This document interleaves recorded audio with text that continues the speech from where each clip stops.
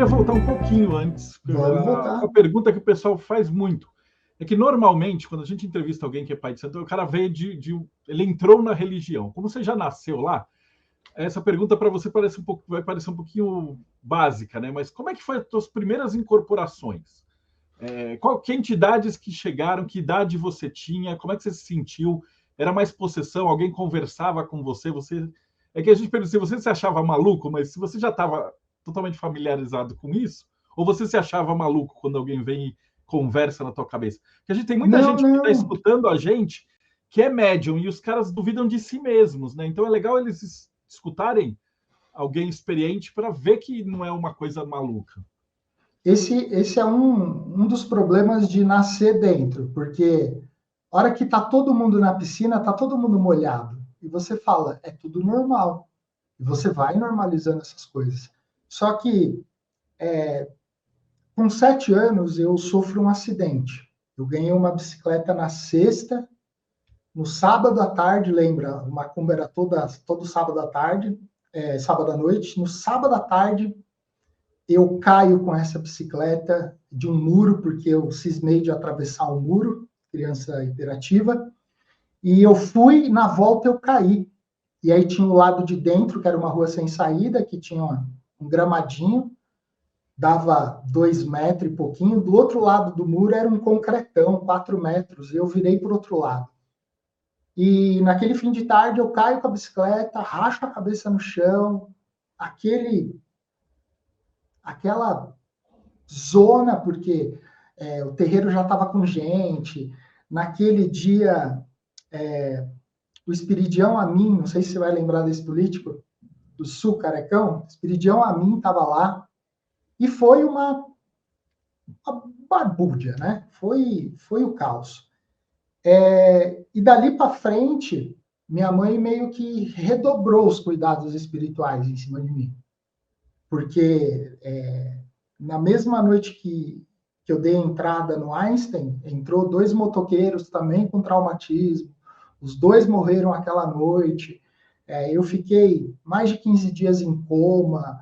Voltei, teoricamente, sem sequela nenhuma. E não era nem para estar falando e nem para estar andando. Rolou muita macumba em cima disso. Então, dali para frente, minha mãe começou a aumentar os cuidados espirituais. Então, toda vez que tinha um trabalho, ela me colocava lá na frente, ou uma entidade dela me colocava lá na frente, falava assim, fecha o olho e fica calmo, não precisa se preocupar com nada. E isso, com 8, com 9, com 10, com 12 eu incorporei. E a minha mãe, ela vem de uma umbanda, onde você tem aquela ideia do orixá, mas não é aquele formato, aquele arquétipo do orixá, do candomblé, da diáspora, e muito menos do Xexelagbá, do culto tradicional.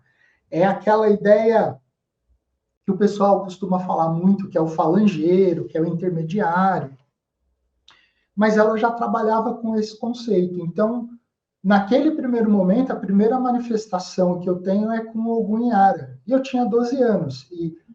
E para mim, a minha percepção, tá? Não quem estava olhando, porque depois o relato muda. A minha percepção, eu tive um formigamento nas pernas, assim, de querer coçar.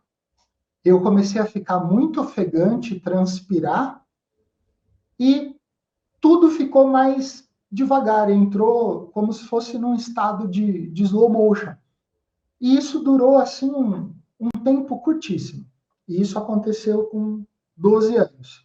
Dali para frente, foi se fazendo manutenção disso. Com 15 anos, eu estava atendendo já, porque aí já tinha passado o Preto Velho, o Caboclo. O Exu só foi chegar lá mais tarde, a hora que eu estava quase completando 18 anos já. Porque se tinha uma coisa que eu detestava, era Exu. Minha mãe picava a gira para o lado de Exu, eu picava o pé de dentro da gira. Não gostava, tinha medo. E a primeira experiência, né? Então, se eu falar para você que teve uma voz, alguém falando, não teve. Não teve. Sempre foram muitas sensações corporais fortes, diferentes, e eu sempre tive uma coisa que eu iria trabalhar anos depois, iria ser treinado em cima disso, que era a questão do cheiro. Então, por exemplo, eu conhecia as entidades da minha mãe, eu não ouvia, mas eu conhecia pelo cheiro. Eu virava e falava, ó, tal entidade está aqui. Porque minha mãe, quando manifestava a entidade, ela manifestava aquele cheiro e eu sentia. Então, isso era uma coisa que era muito comum. Só que, como eu disse, está todo mundo dentro da piscina, está todo mundo molhado, né? Então, se tratava como normal. Só que eu sei que para alguém que não nasce dentro e vai começar o processo espiritual ou a ideia de um processo mediúnico é uma coisa que não tem como criar um parâmetro ou uma regra, porque isso pode variar de organismo para organismo. Isso pode variar de estrutura corporal para estrutura corporal. A mesma coisa, a proximidade da entidade.